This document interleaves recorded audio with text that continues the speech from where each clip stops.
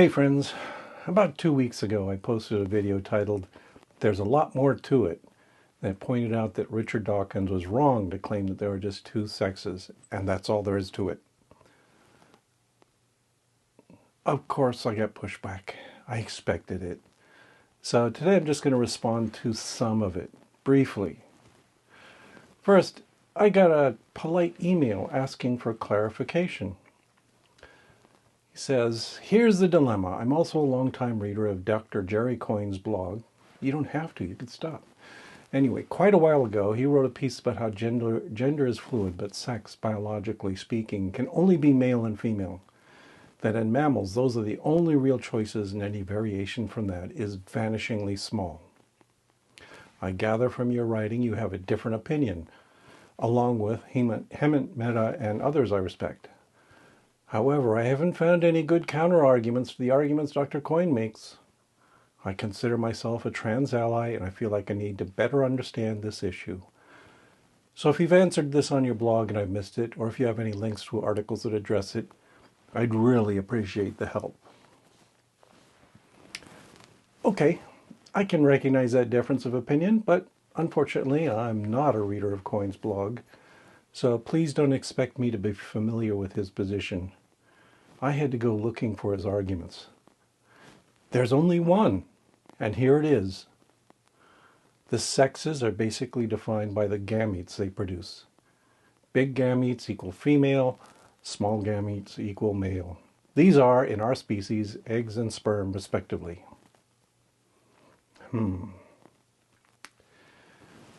Okay, he also says we should not discriminate against trans people, which is nice, and I agree.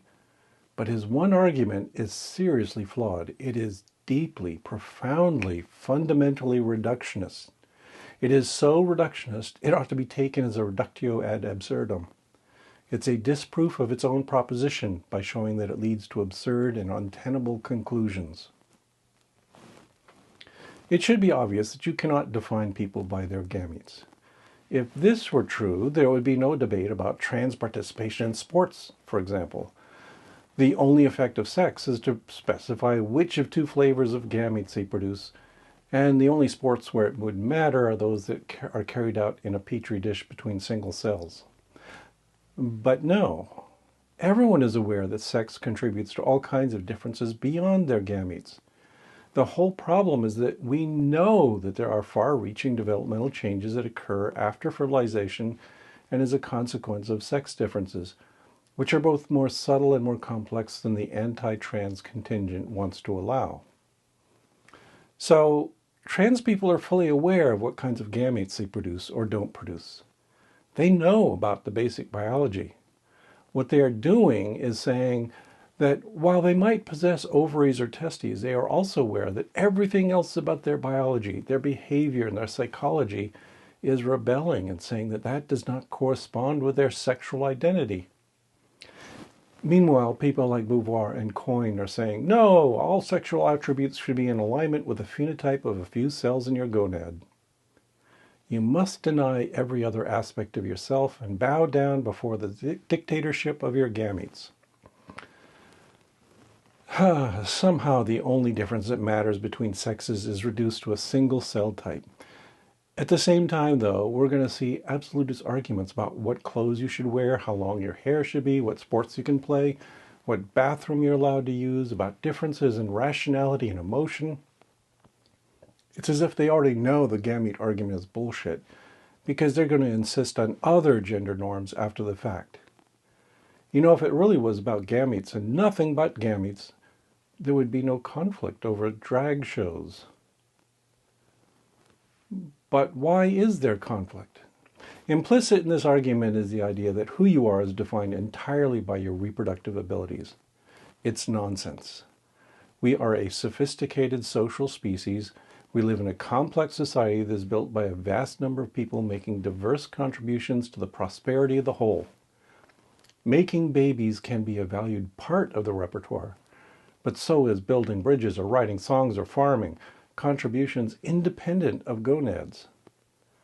You can't build a civilization out of overly simplistic notions about only two kinds of people, especially not if you're going to oppress any divergence from a narrow set of norms. Okay, I also got a fair number of comments on YouTube about my video, but I'm not going to dwell on all the people who disagree with me. Instead, I'm just going to pick one scapegoat who represents all the problems with sex as a binary. This guy is so reductionist, he needs to adopt a life as a sessile protochordate. So I said, we are not our gametes. We are a complex multicellular organism. And his reply is not even wrong, just irrelevant. You could carry on and say many more things about what we are. Philosophers, mathematicians, diabetics, cynics, the kitchen sink. But if you aren't relevant, but if they aren't, see, he's got a typo there. But if they aren't relevant to the conversation of the biology of sexual reproduction, they continue to be irrelevant. So, he's claiming that everything about our morphology, behavior, endocrinology, physiology, genetics, irrelevant. So what if there are philosophers and mathematicians? All that matters is the biology of sexual reproduction, which only involves sperm bumping into ova. That's not the sexual biology I ever learned. Anyway, this degree of reductionism is simply gross and denies all aspects of biology and culture, other than the one he, yeah, I'm pretty sure this is a he, wants to use to make his argument. Okay, fine, if everything but this one thing is irrelevant, just lie down in a gutter masturbating and wait for an ovum to find your puddle of semen. But he continues. The maturation process after fusion, really? Yes, it takes years. No, it is not relevant to the biology of reproduction. Wait. So puberty, the development of secondary sexual characteristics, gonad development, mental maturation, and sexual orientation are not relevant to the biology of reproduction? Seriously, dude? All this fancy non-gonadal equipment we evolved has nothing at all to do with making babies, which is, of course, the only criterion we'll use for classifying sex. I said, you might think you can peek in the baby's diapers and predict with absolute certainty their future role as a biological organism in society. And his reply was, your usual mistake, conflating sex with societal role. Yes, the sexes are surrounded by many stereotypes. Yes, many people place expectations of behavior, personality, profession, hobby, sexual preference, favorite color, taste in movies, and all sorts of other silly things on people on the basis of their sex. Still only two sexes, though. So, after briefly listing a small sample of the panoply of possibilities for human individuals, he just dismisses it all as silly because there are only two sexes. Because all that matters is whether you produce sperm or egg. But nobody, let alone any biologist, is arguing that there are some alternative mechanisms for reproduction in humans than the fusion of sperm and ovum. What I'm saying is sex is immensely more complex than that there are many other factors that define the sex of individuals. What they are doing is restricting their definition of sex very narrowly to just the sex of gametes, to avoid all the other features found in multicellular animals that might complicate their limited understanding.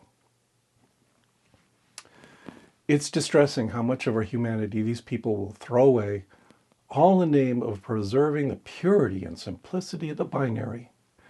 Not only is it wrong, it's a bad argument that leads to pain and suffering and oppression. All you need to do is look at a newspaper to see the chilling consequences of thinking human beings are just gametes. I hope that clarifies things. I'm not a reductionist, so arguing with me by discarding all the phenomena that discredit your position by asserting a flawed and incomplete definition isn't at all convincing. Okay, that's enough. I just wanted to reply to a painfully common argument.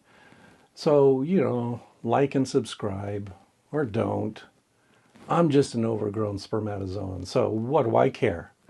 What do you care? I guess I could mention all these gametes with bank accounts and subscriptions to my Patreon account, but nothing really matters. They're just cells who might be on their way to spawning other cells. Okay, but really, thanks all of you great gonads. I appreciate your existence, even if some people think it is of no consequence. So bye.